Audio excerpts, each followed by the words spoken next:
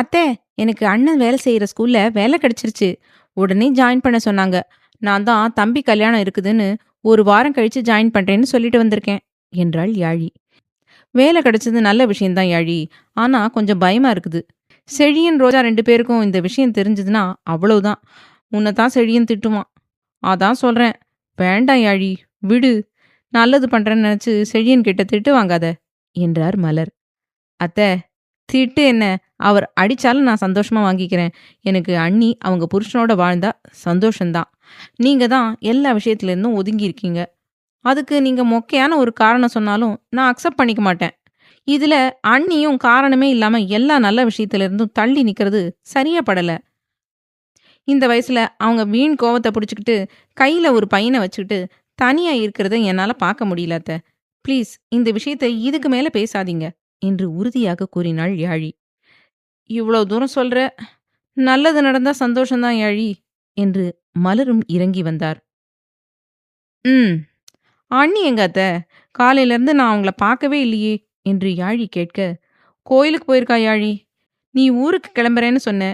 நைட்டா இல்ல இப்பவே கிளம்பணுமா என்று மலர் கேட்க, என்ன அத்த, எப்போ போவேன்னு எதிர்பார்த்துட்டு இருக்கீங்க போல என்று யாழி கிண்டலாக கேட்க, ஐயோ அப்படிலாம் இல்லை யாழி, நான் சாதாரணமாக தான் கேட்டேன். ஆனாலும் யாழி, உனக்கு குசும்பு ஓவர் தான். என் பையன் ரொம்ப பாவம்.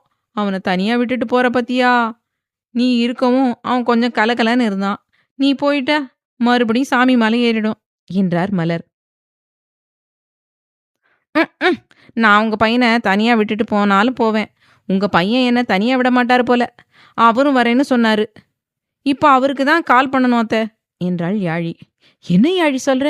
நிஜமாவா என்று ஆச்சரியமாக கேட்டார் மலர். அட, நான் பொய்யா சொல்ல போறேன். அவரும் என்னோட வராராம். என்னை தனியா விட முடியாதாம். அடிக்கிறதையும் அடிச்சிட்டு பேச்சுக்கு ஒன்றும் குறைச்சல் இல்லாத என்று முகத்தை வெட்டினாள் யாழி. என் பையன் ஏதோ விசாரிக்காம அடிச்சிட்டான். ஒரு தடவை மட்டும் மன்னிச்சு விடேன் யாழி, பாவம் என்று மலர் கெஞ்ச, நேத்து நானும் அப்படித்தான் அத்தை கெஞ்சினேன். இந்த யாழி அவ்வளவு சீக்கிரம் எதையும் மறக்க மாட்டா. அதுவும் என்னை இதுவரைக்கும் யாரும் அடிச்சதே இல்ல. உங்க பையனுக்கு எவ்வளவு தைரியம் இருந்தா என்ன அடிச்சிருப்பாரு. அவரை நான் வச்சு செய்யல, நான் யாழி இல்ல என்று விட்டு மாடி ஏறி சென்றாள். இது எங்க போய் முடியுமோ? ஆனாலும் இந்த யாழிக்கு வயசாச்சே தவிர இன்னும் குழந்தை மாதிரியே தான் பண்ணிட்டு இருக்கா என்று சிரித்து கொண்டார். சில நிமிடங்களில் செழியன் வீட்டிற்கு வரவும் ஹாலில் ஹேண்ட்பேக்குடன் அமர்ந்திருந்த யாழி அவனை பார்த்து, கிளம்பலாமா என்று கேட்டாள். எனக்கு ட்ரெஸ் எடுத்து வச்சிருக்கியா என்று செழியன் கேட்க, நான் எனக்கே எடுத்து வைக்கல, உங்களுக்கு எடுத்து வைக்கணுமா? எப்படியும் நீங்க 2 நாளைக்கு மேல அங்க இருக்க மாட்டீங்க. அதனால ஒரு செட் மட்டும் வேணா எடுத்து வச்சுக்கிறேன் என்று யாழி முன்னே செல்ல, வேண்டாம் விடு, நானே போய் எடுத்துட்டு வரேன் என்று விட்டு அவளை தடுத்து அவனே சென்று ஒரு சிறிய பையில் 4 செட் ட்ரெஸ் எடுத்து வைத்து பையை தூக்கி கொண்டு வந்தான். இடையில் மனைவியை அர்ச்சனை செய்யவும் தவறவில்லை. என்ன மாமா, பையெல்லாம் பெருசா இருக்குது, வீட்டோட மாப்பிள்ளைய வரப்போறீங்களா என்ன என்று சிரிப்பை கட்டுப்படுத்தி கொண்டு கேட்டாள் யாழி. வாயாடி, வாய கொற என்று செழியன் முறைக்க, யாழி, தம்பி கிளம்பிட்டீங்களா என்று இருவரையும் பார்த்தார் மலர். ம் என்று செழியன் தலையாட்ட, சரி அத்த, அப்ப நாங்க போயிட்டு வரோம். அண்ணி வந்ததும் சொல்லிடுங்க. அப்பப்ப கால் பண்றேன் என்றாள் யாழி. சரிம்மா, பார்த்து போயிட்டு வாங்க. எல்லாரையும் கேட்டதா சொல்லு யாழி. ஆமா, தாத்தா கூட வராரா என்று மலர் கேட்க, இல்ல அத்த, தாத்தா கல்யாணத்துக்கு முன்னாடி நாள் தான் வருவாரு. நாங்க மட்டும்தான் போறோம் என்று யாழி சொல்லவும், சரிம்மா, போயிட்டு வாங்க. தம்பி, பார்த்து கூட்டிட்டு போ. சூதானமா இரு என்று மருமகளிடம் ஆரம்பித்து மகனிடம் முடித்தார் மலர். சரி என்று விட்டு இருவரும் கிளம்பினர். இந்த விஷயம் காதம்பரி காதுக்கு எட்டவும் பெரிதாக திட்டம் தீட்ட ஆரம்பித்தாள். வியான், நான் உன்கிட்ட பேசணும், மேல வா என்று விட்டு மாடிக்குச் சென்றார் தினேஷ். என்ன பண்ண தம்பி என்று வியானை பாவமாக பார்த்தான் சாகித்யா. நிஜமா நான் ஒன்னும் பண்ணலண்ணா, ஆனா ஏதோ பெரிய ஆப்பு இருக்குன்னு கன்ஃபார்ம் தெரியுது என்று பயந்து கொண்டே கூறினான் வியான். தெரிஞ்சா சரிதான். சரி போ, போய் என்னன்னு கேளு. லேட் பண்ணினா அதுக்கும் திட்டு விழும். நான் ஆபீஸ் கிளம்புறேன் என்றவன் மனைவியிடம் பாய் தேவி என்று விட்டு சென்றான். பாய் தேவி என்று வியான் உதட்டை சுழித்து கொண்டு கிண்டலாக சொல்லவும் அவனை முறைத்து பார்த்த சாய்ரா, உனக்கெல்லாம் மாமாங்க வேலை வச்சே கொல்லணும்.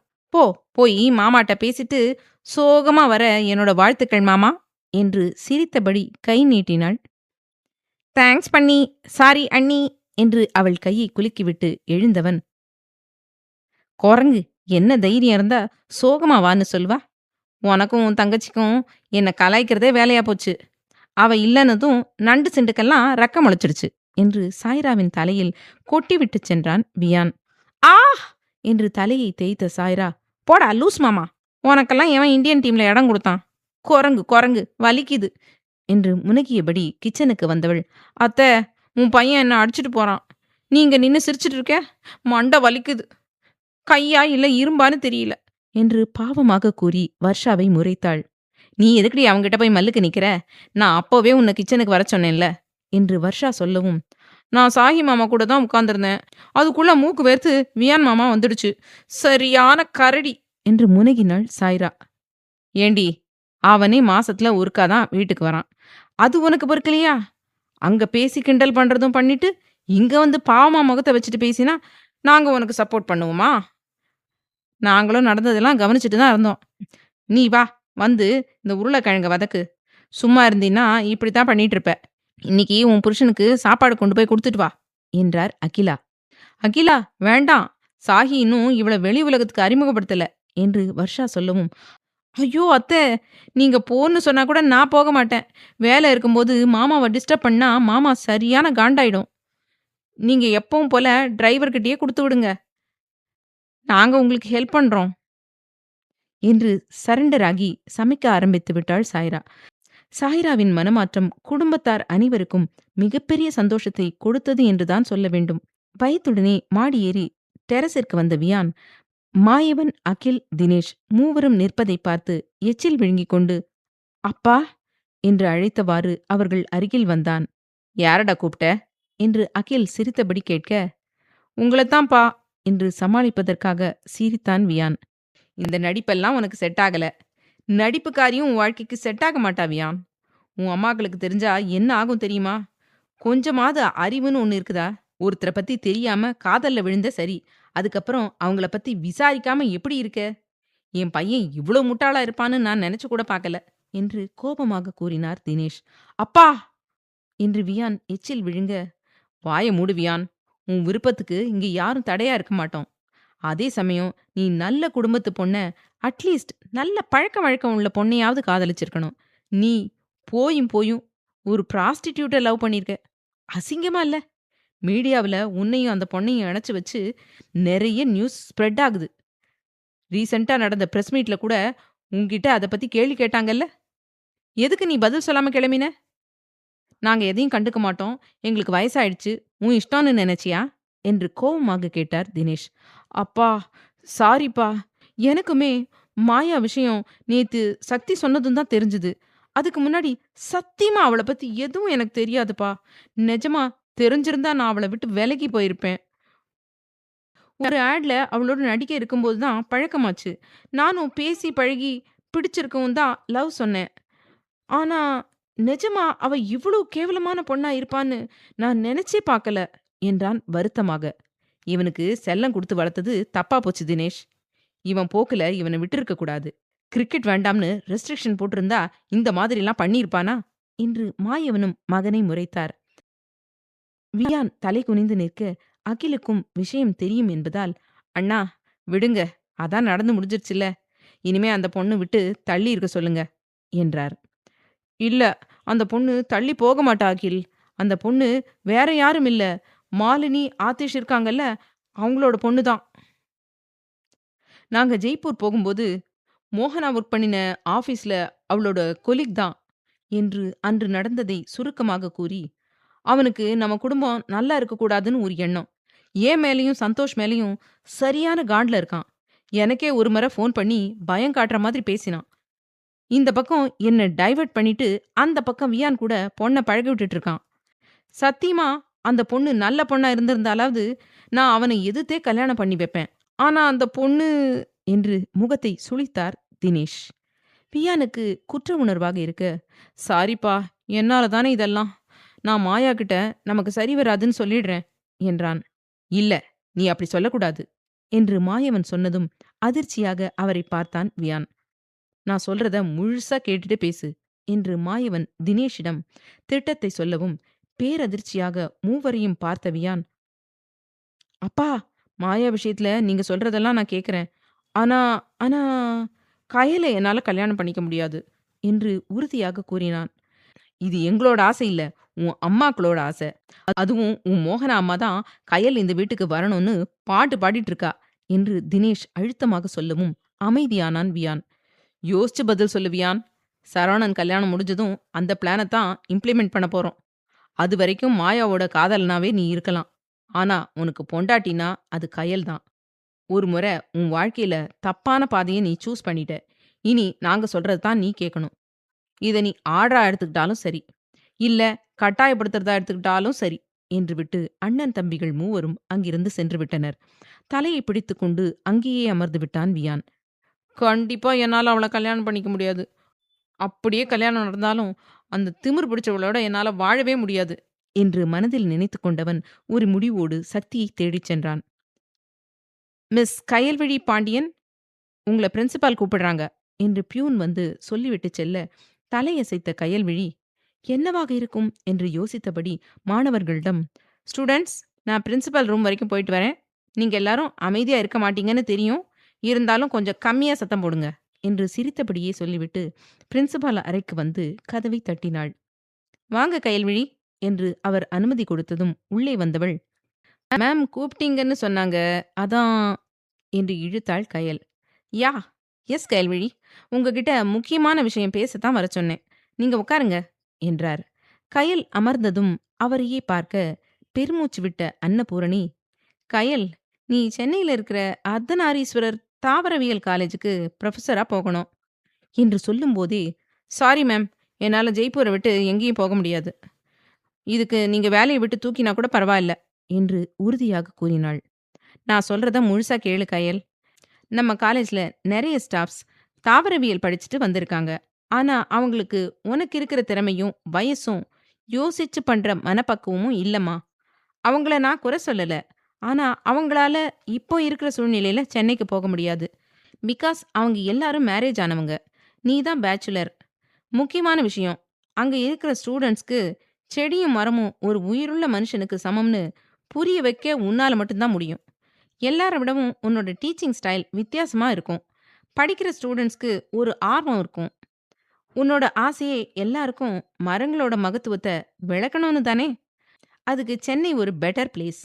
அண்ட் உனக்கு பணத்தை பத்தி பெருசா எந்த எண்ணமும் இல்லைன்னு எனக்கு தெரியும். ஆனாலும் சொல்ல வேண்டியது என்னோட கடமை. இன்னும் 4 வயசு கூட முழுசா ஆவல. டபுள் அவளை எதுக்கு இந்த ஸ்கூல் காலேஜ் கமிட்டி கொடுப்பாங்க என்றார். நீங்க சொல்றது எனக்கு புரியுது மேம்.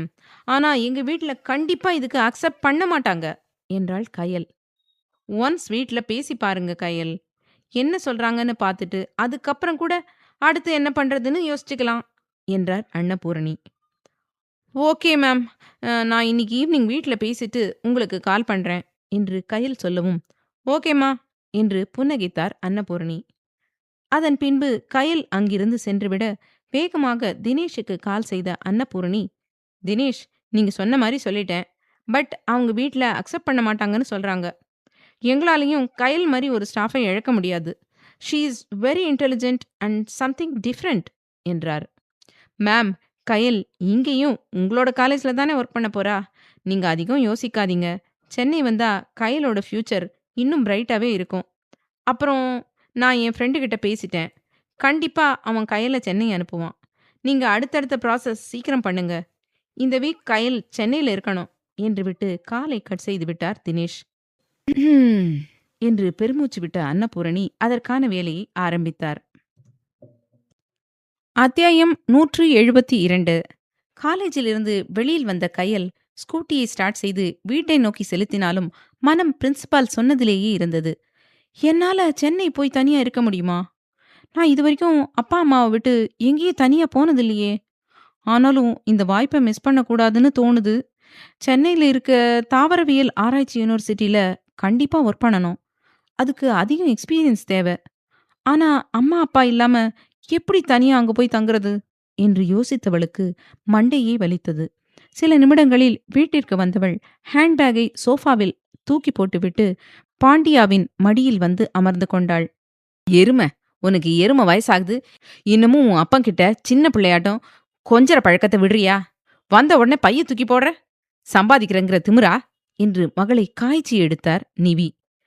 அப்பா, செம்ம தலைவலியில வந்திருக்கேன், ஒழுங்கா உன் பொண்டாட்டிய காஃபி கொண்டு வந்து கொடுத்துட்டு திட்ட சொல்லு என்று கடுப்பாக கையில் சொல்லவும் மகளை தூக்கி கொண்டு மாடியிலிருந்து வந்த ஐஸ்வர்யா, என்னத்த இன்னைக்கும் அவகிட்ட சண்டை கட்ட ஆரம்பிச்சிட்டீங்களா என்று கிண்டலாக கேட்டாள். ஏன் ஐஸ்வர்யா, எல்லாரும் என்னையே கிண்டல் பண்ற மாதிரி கேள்வி கேட்குறீங்க? இவ பண்றதெல்லாம் தெரியுதா? 24 வயசு பொன்னாட்டமாயிருக்கா.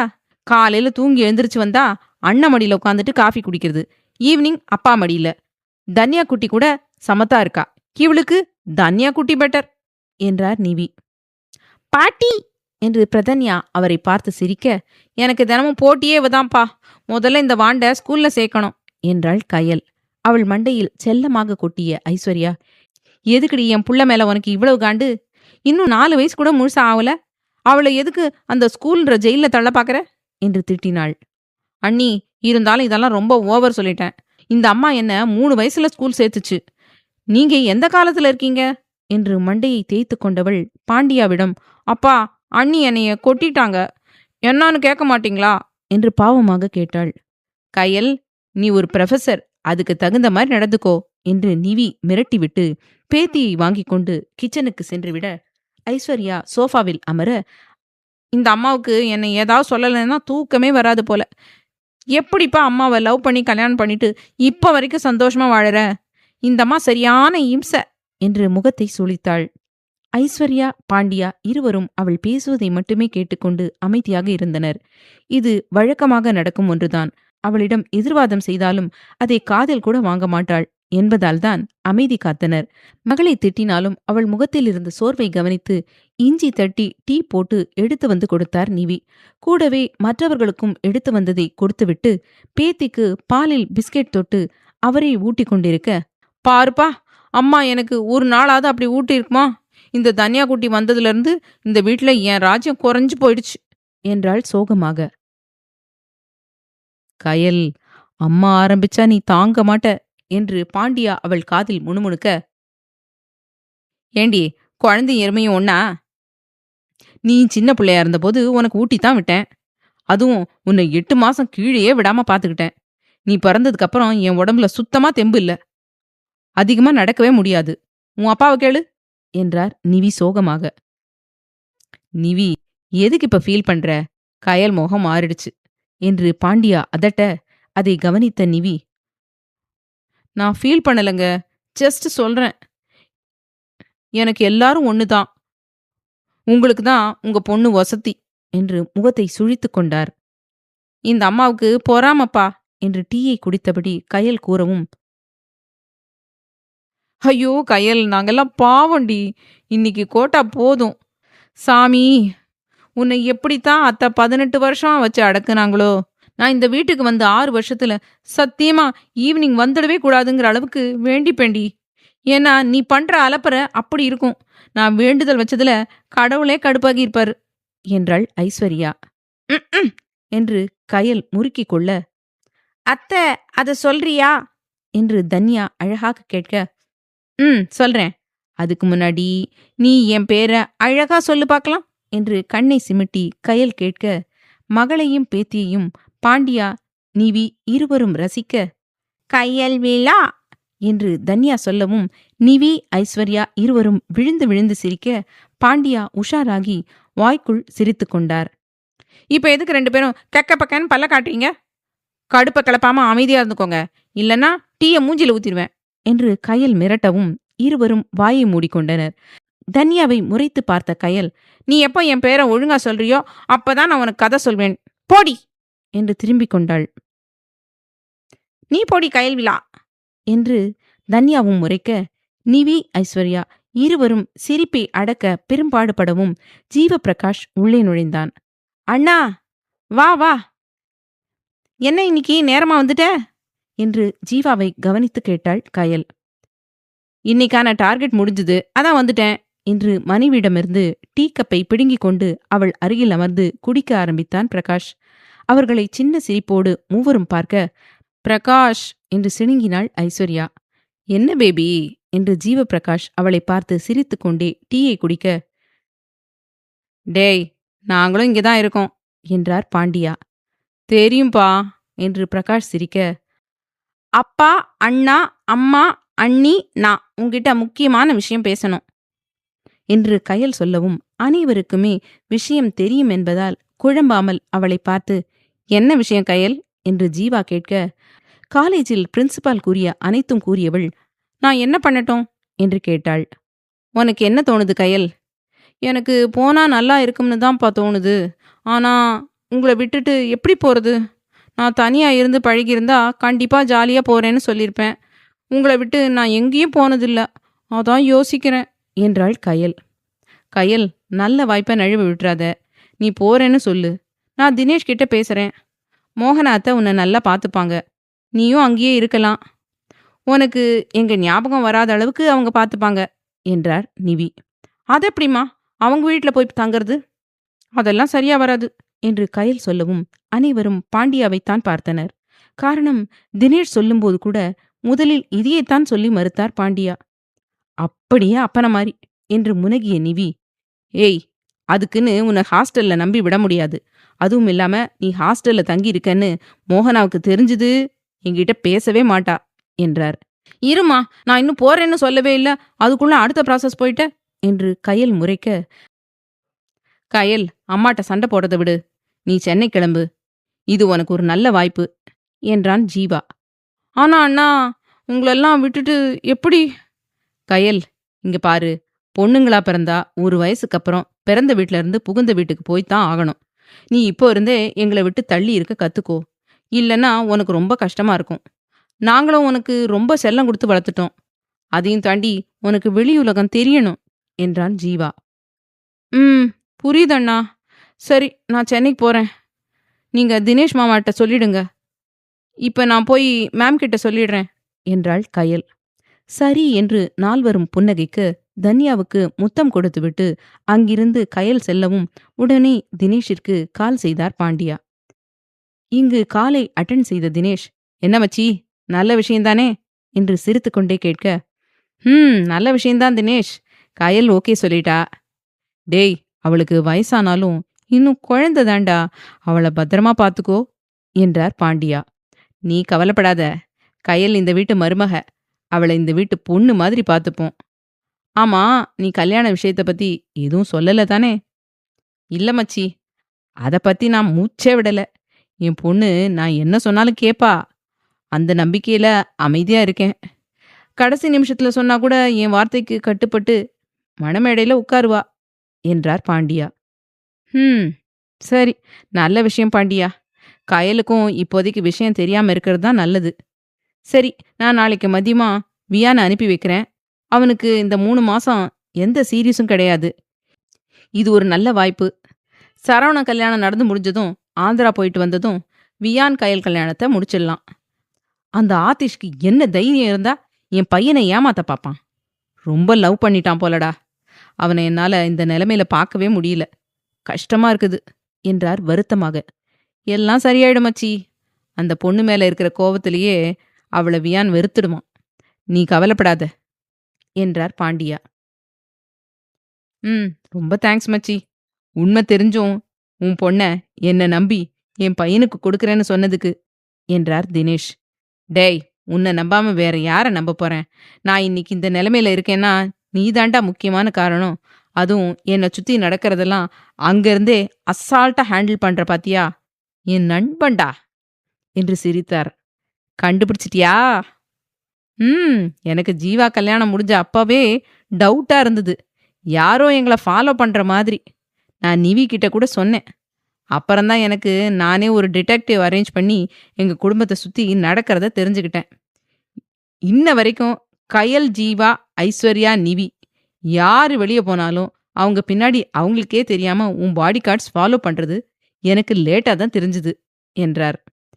என்னை சுத்தி இருக்கிறவங்கள நான் பாத்துக்கிறேன் மச்சி. சாஹி கம்பெனி பொறுப்பை எடுத்துக்க ஆரம்பிச்சதுல இருந்து நான் ஃப்ரீயா தான் இருக்கேன். அதையும் தாண்டி எங்க குடும்பத்துல இருக்கிறவங்கள சக்தி பாத்துக்கிறதால எனக்கு இன்னொரு வேலையும் மிச்சம். அதான் உங்கள பார்த்துக்கிறது ஈஸியா இருக்குது. இல்லன்னா கொஞ்சம் கஷ்டம்தான் என்றார் தினேஷ். சரி மச்சி, சரவண நிச்சயதார்த்தத்துக்கு எப்போ போலான்னு இருக்கீங்க? உடனே அவன் பத்திரிக்கை வைக்கலன்னு ஆரம்பிக்காத. அது நம்ம வீட்டு விசேஷம் என்றார் பாண்டியா. சிரித்த தினேஷ், நான் அப்படிலாம் சொல்லல. நாளை மறுநாள் கிளம்பலான்னு இருக்கோம். பசங்கள்லாம் நிச்சயத்துக்கு ஒரு நாள் முன்னாடி வருவாங்க என்றார். ஓகே, நாங்களும் நிச்சயத்துக்கு முன்னாடி நாள் தாண்டா வரணும். ஜீவாவுக்கு வேலை அதிகம் என்றார் பாண்டியா. பரவாயில்ல மச்சி, வேலையை முடிச்சிட்டே வாங்க. நாங்க இருக்கோம்ல, பாத்துக்கிறோம். சரி, நான் வச்சிடுறேன். வீட்ல நிவி, ஐஸ்வர்யா, ஜீவா 3 பேரிட்டையும் சொல்லிடு என்று விட்டு காலை கட் செய்தவர் தன்னையே பார்த்து கொண்டிருந்த மாயவன் அகிலிடம், நான் பேசினதுலயே புரிஞ்சுது தானே என்று கேட்டார். புரிஞ்சுது தினேஷ். நான் வியானுக்கு கால் பண்ணி விஷயத்த சொல்றேன் என்று விட்டு மகனுக்கு கால் செய்தார் மாயவன்.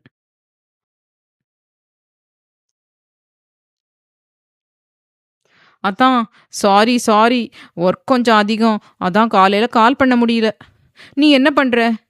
பிஸியா? முதல்ல சாப்பிட்டியா என்று போனை சக்தி அட்டன் செய்ததும் ஹலோ கூட சொல்லாமல் பேச ஆரம்பித்தாள் தீக்ஷண்யா.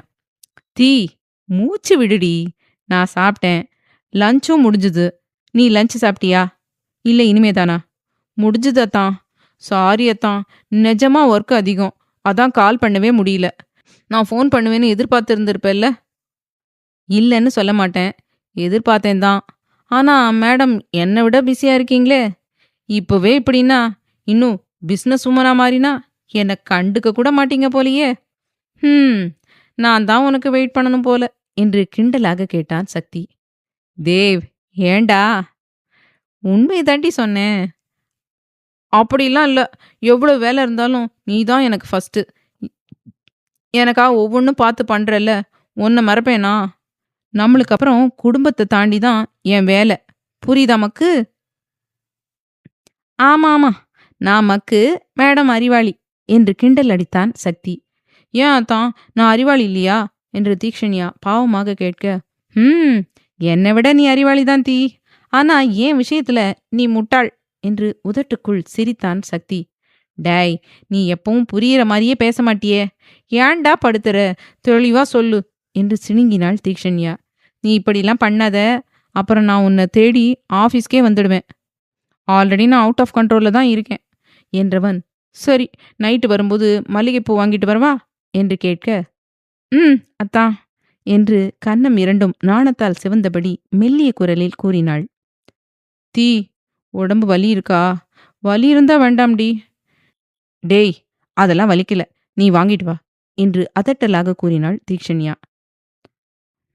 நான் சும்மா இருந்தாலும் நீ சும்மா இருக்க மாட்டேங்கிறியடி என்று சக்தி சொல்லவும், நீ தானடா ஆரம்பிச்ச என்று கோபப்பட்டாள் தீக்ஷண்யா. சரி சரி, நான் தான் ஆரம்பிச்சேன். ஈவினிங் வரும்போது வாங்கிட்டு வரேன். உனக்கு ஆஃபீஸ் ஓகேவா? கம்ஃபர்டபுளா இருக்கா என்று சக்தி கேட்க, ஓகே தான் தான். நீ கட்டின தாலி தான் எனக்கு பாதுகாப்பே. எல்லாரும் என்ன அக்கா அக்கான்னு சொல்றாங்க தெரியுமா? அதுவும் என்னை விட 6 வருஷம் பெரியவர் ஒரு அண்ணன். அவர் என்ன அக்கான்னு கூப்பிடும்போது சத்தியமா என்னால சிரிப்பை கண்ட்ரோல் பண்ணவே முடியல. நானும் ஒரு முறை சொல்லிட்டேன், நேம் சொல்லியே கூப்பிடுங்கன்னு. ஆனா அந்த அண்ணா கேட்கவே இல்லை. பேரை சொல்லி கூப்பிட்டா சுத்தி இருக்கிறவங்க தப்பா நினைச்சிடுவாங்களோன்னு பயந்துக்கிறாங்க என்றாள் தீக்ஷண்யா. அவங்க பயமும் நியாயமான ஒண்ணுதானே தீ. பெரிய கம்பெனியா இருந்தா கூட இந்த மாதிரி நடக்காது. சின்ன கம்பெனி. ஸோ ஒருத்தர் தப்பா பேசினா கம்பெனி முழுக்க விஷயம் பரவி சம்மந்தப்பட்டவங்களை கிண்டல் பண்றேன்னு அவங்கள சங்கடப்படுத்திடுவாங்க. நீ உன் லிமிட்ல இரு. முக்கியமா தாலிய சுடிதார்க்குள்ளேயே மறைச்சு வை.